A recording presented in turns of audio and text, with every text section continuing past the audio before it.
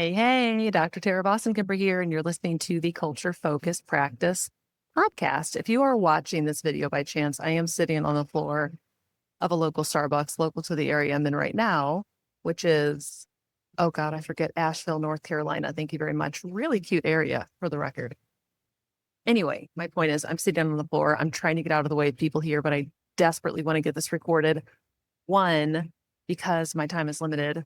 And two, because it's just a super fucking awesome episode. So I'm ready. So we have talked about conflict. We've talked about why it's important. We've talked about how you can reframe it. We've talked about the scripts you might use to get it started, wrap it up, stay in it.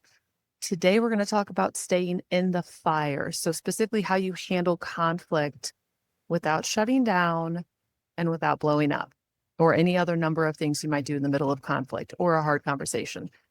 This is episode 3 of the Hard Conversation miniseries. We have one more episode associated with this. It's going to be the lab that'll come out after this episode. This is about staying in the fire. So this is really about what happens in the middle of conflict.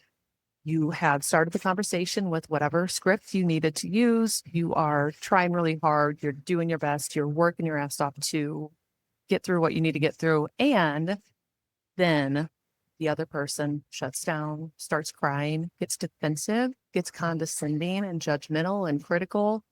And you all of a sudden are gone. You're sort of spiraling like, what am I doing? What's happening? I don't know. You're sort of left feeling really untethered potentially. We'll just call that the fire, quote, the fire, end quote. We have to stay in it. So let's talk about how to stay in it. Just a real quick agenda to keep you oriented towards the flow of today's episode. So we'll start with why conflict physically feels so hard. We'll shift into signs you are leaving that fire. We'll talk about how to stay present without overcompensating. We'll get into just a couple regulation tools, and then we will close out with some action steps. Before we go further, just make sure you subscribe so you can follow any episodes that drop. You can go back and binge listen. You can just stay up on anything that's coming out related to EOS, leadership, culture, etc. All the shit that I love, and hopefully that's relevant for you. So, all right, agenda item number 1, why conflict feels so hard physically. There's 3 quick things I'll say here. Quick. Quick is relative, right? There's 3 things that I'll say here. One is that your body might go into a fight, flight, freeze response. So it could be that you're in the middle of this discussion, in the middle of this conflict discussion, and you literally have an adrenal response. You have something happen, regardless of what it is that's going on, whether it's the topic that you're discussing, that's just you might be especially sensitive to that topic, whether it's the way in which the other person is saying something. It could be that they remind you of somebody from your own, let's say, family of origin, or maybe one of your primary attachment figures. It could be that you're just unregulated stepping in because you're super anxious because conflict has never gone well in your life. Regardless of what it is, it's not uncommon for people to have some sort of physiological response to conflict and hard conversations. That does not mean that they shouldn't take place. It does mean that you need to recognize, I would urge you to recognize why it can feel so difficult. You could be having a fight, flight, or freeze response, or even a fawn response. So if we're talking about the 4 F's of attachment trauma, typically people will respond with fight, flight, freeze, or fawn, which is something that I think it's really commonly associated with complex PTSD or more prolonged trauma throughout somebody's life. Just notice that's one reason why it can feel really hard physically. Another reason is that there's not enough practice, that you, whether you're leadership or the owner or whatever, director of something, it might be that you just haven't practiced enough staying physiologically regulated in tough conversations. This can be difficult because you're trying to engage in dialogue around something, and at the same time, you're trying to stay tuned into what's happening in your body. People have a really hard time doing both of these at the same time. They just do. I mean, there's no judgment. It's like probably two different parts of your brain where you're trying to think about something and stay, analytical and logical. And the other is that your brain is kind of hijacked by your limbic system. You're starting to get physiologically aroused about something. Let's say collectively, we need more practice basically learning how to stay engaged and trying to regulate or self-soothe our physiology and continue to engage. So that's another reason, a really common reason I would say that conflict can feel very hard physically. It's just a lack of experience doing it in a way where you can regulate at the same time as you're engaging in it. A third thing is that your nervous system can basically take over. I'm laughing like it's funny. It's not. It fucking sucks. I know what this feels like. I know what all these feel like. I think most of us do. Your nervous system just starts to hijack your mouth, basically, where you might start feeling grounded, feeling good, feeling strong, feeling settled in what you're saying and what this conversation is about. Something happens, shit goes sideways, and all of a sudden you're saying all these things that you didn't plan on saying, that you don't agree with. You don't know why you're fawning or freezing or fighting or trying to leave the room quickly. So your nervous system absolutely can hijack your mouth. Man, love when that happens. Okay, so those are just 3 reasons why conflict can feel really hard physically, why it can feel difficult to do. Something that feels important in all of this is the second agenda item. So signs you're leaving the fire. I think something that we don't talk enough about with practice ownership is how self-aware we need to be, how tuned into our own, I'm going to say physiological, but like physical state of being, our internal state, in order to lead and be effective in the higher level roles that we're in. So here are some signs that you're leaving the fire, and think of this as like shutting down or blowing up. Although again, there are any number of ways to leave, quote, the fire. These are just 2 ways. One is that think about this call back to your nervous system hijacking your mouth. One is that you might start talking too much or over explaining or apologizing mid feedback. So you call Joe in to have this discussion halfway through. Now you're trying to justify and qualify all the things that you were trying to give him feedback on. You're over explaining everything that you're saying. So he's kind of lost in the sauce. And then you start to say sorry for the discussion that you're trying to have, which is just fucking confusing. Like I would be confused if I was on the receiving end, but also as the sender of the information, it's confusing because that's not you. That's not grounded you that's having that discussion. That is overwhelmed you. That is somebody that is very overwhelmed by whatever the topic is or the content is or the conversation is, whatever, for whatever reason, that is your nervous system hijacking your mouth. So it can be talking too much, over explaining, or apologizing at feedback. So another sign number 2, that you're leaving the fire is that you start shutting down. So this can look a couple different ways. There's a Gottman concept called stonewalling. And in this version of stonewalling, your body goes into such a physiologically aroused state, specifically with 2 or more very overwhelming emotions, that it goes into DPA or diffuse physiological arousal, and your body just shuts down. Literally, you have no control over this happening. What it looks like is this person is just gone. Their face is totally flat. They're giving nothing away. All they can really say is, mm-hmm, yeah, mm-hmm, mm-hmm, yeah, yeah. Mm-hmm. They're just nodding along with whatever it is that you're saying. They're not engaging back with you. That's stonewalling. For the person that officially stonewalls from a Gottman perspective, they're not coming back for a solid, at minimum, 20 minutes. I would say even 30, and sometimes even a little bit longer. It can take people that long to get back out of that. So stonewalling is one thing. Just starting to withdraw, people will start to, you sort of notice, if you ever notice yourself like turning inward and almost like you're crumbling in on yourself. You've got this, all of a sudden your shoulders are hunching and your head's going down and you're looking at the ground and you're trying to engage in a conversation, but you're withdrawing at the same time. So those are signs you are leaving the fire that are more about the shutting down piece. The third thematic sign that you're leaving the fire is getting really reactive. So getting really almost like edgy, becoming a little bit almost like a mean boss, or like you're going to listen because I say you're going to listen, like real sort of sharp just think sharp around the edges, like very angular in the way you're approaching something or saying something.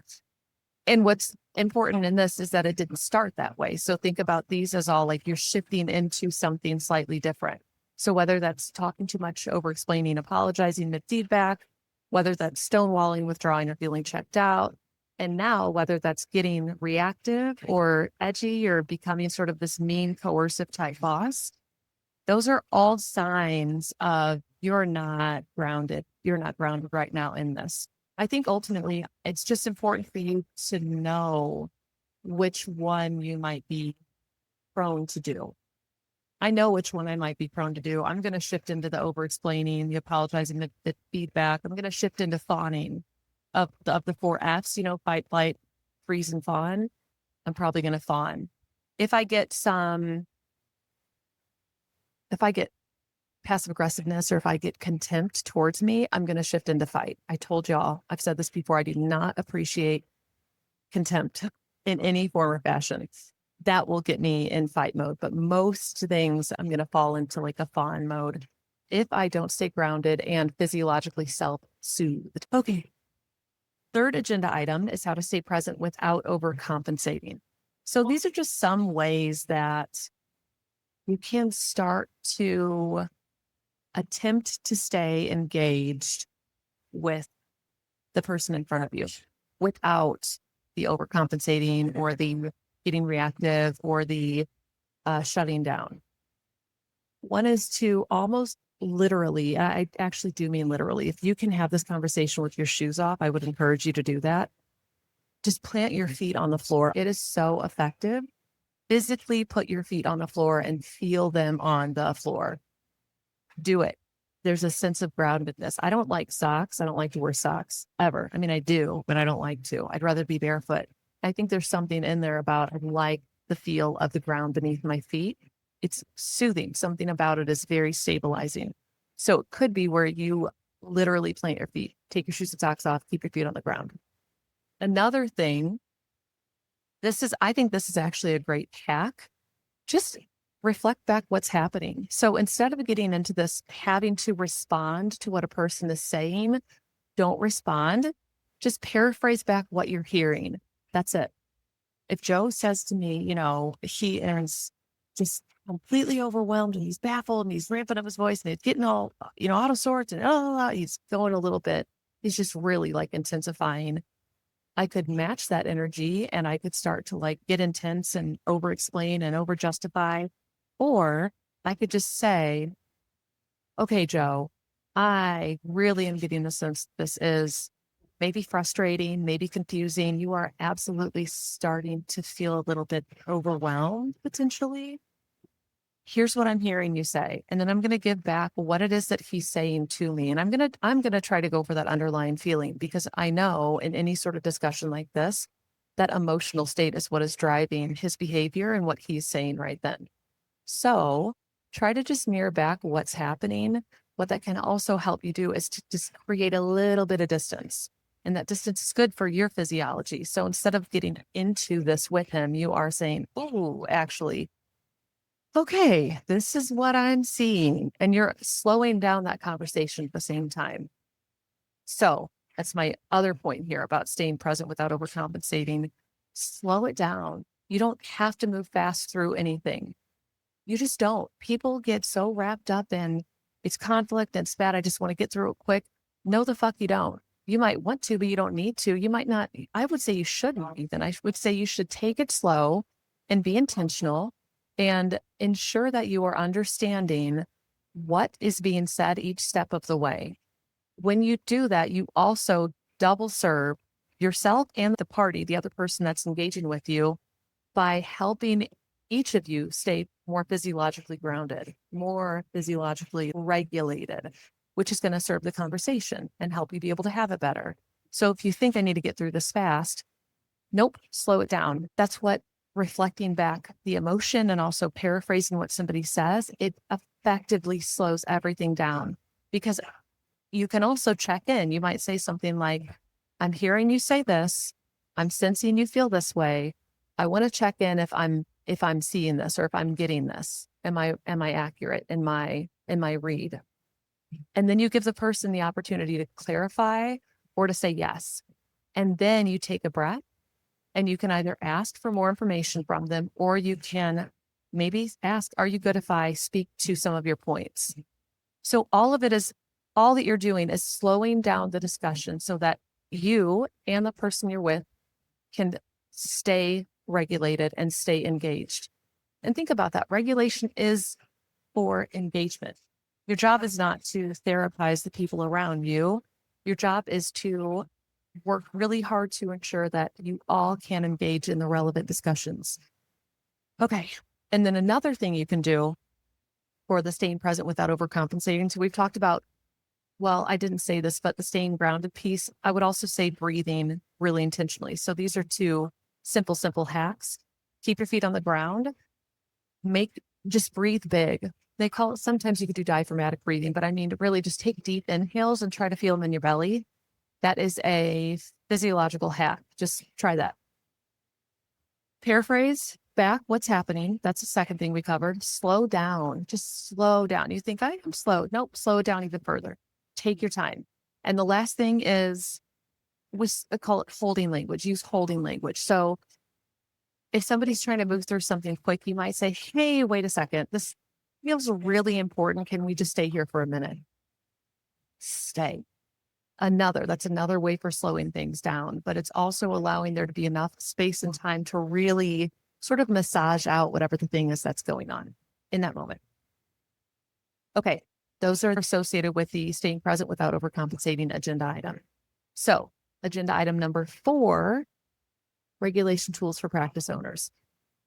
Oh, these are also, I think of this all as, they're all kind of hacks, they're all kind of cheat codes, if you will, in a good way though, because we're not trying to cheat or game people. We're trying to have hard discussions and do that successfully. And so in order to do that successfully, here's a couple of simple things you can do.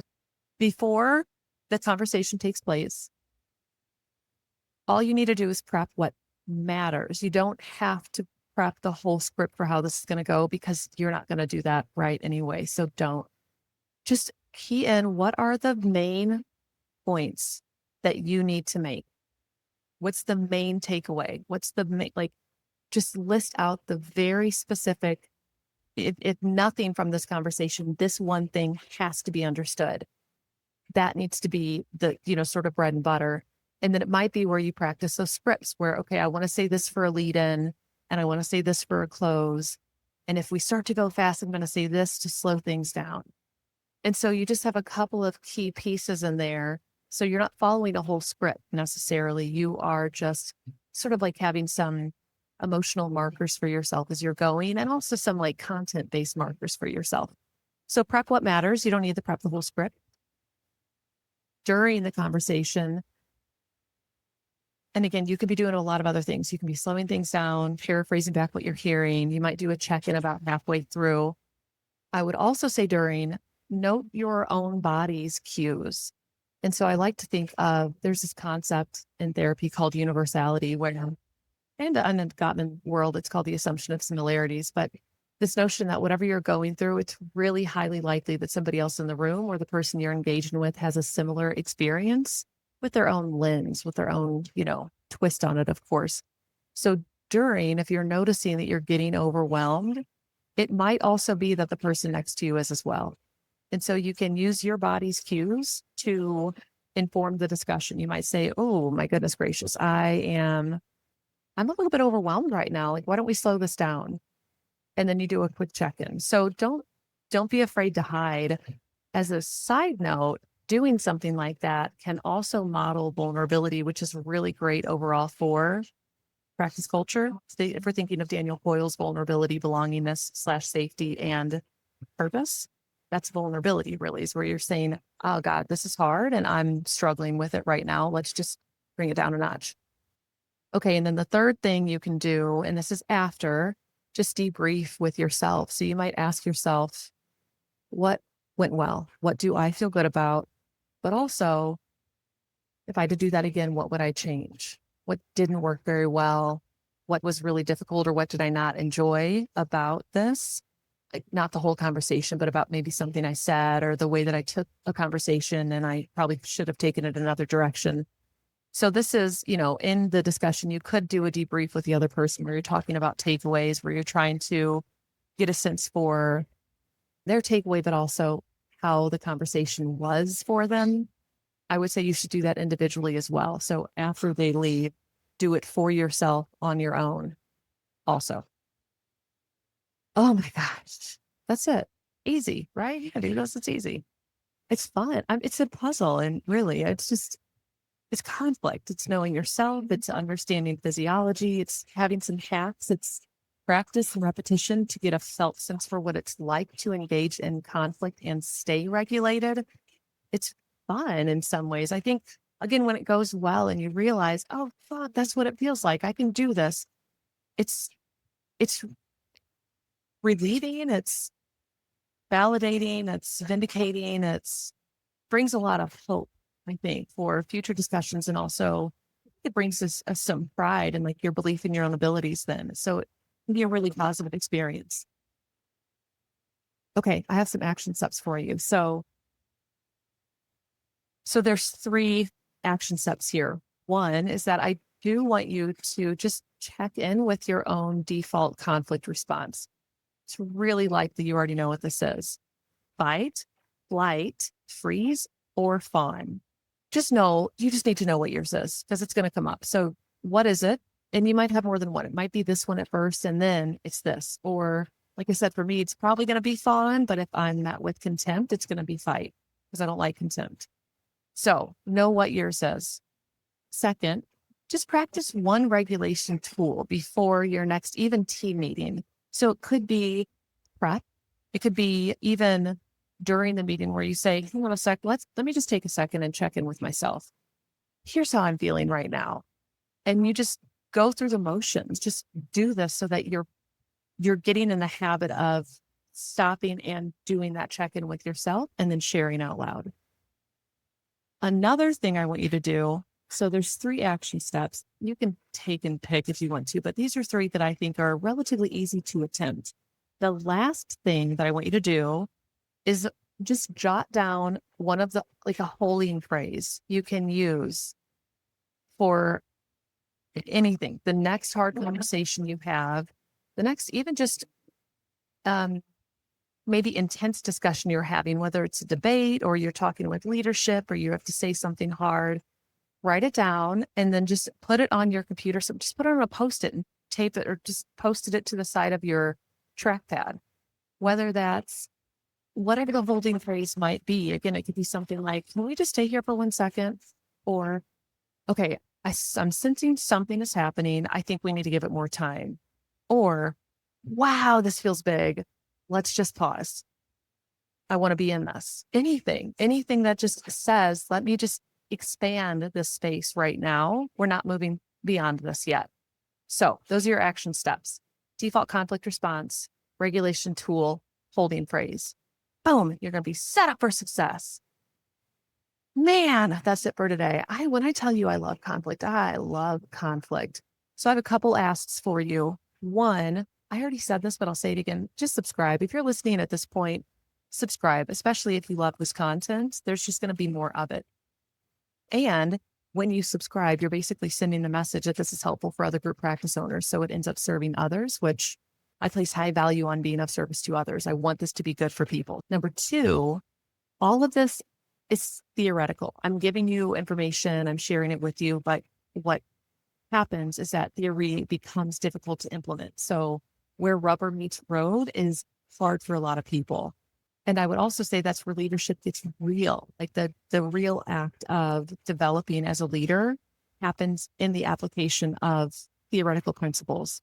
If this is hard for you, you realize like, should I need to do this? And I'm really going to struggle. Join the membership, join the Culture Focused Practice membership. You get me twice a month live, one for a Q&A, one for a training. There's a bunch of shit in the portal, a bunch of trainings and Q&As that have already been recorded, as well as a variety of resources. And you get a private Facebook group. So join us there. You can find that at www.taravossenkemper.com. Hover over work with me. It's in there somewhere. Okay. think that's it for real. This has been great. I hope this has been helpful for y'all. Again, I love talking about this topic. I think it's so, so needed and so beneficial once you get it going, once you do it well. Thank you for being here. Thank you for making this awesome. And I will see you next. Bye.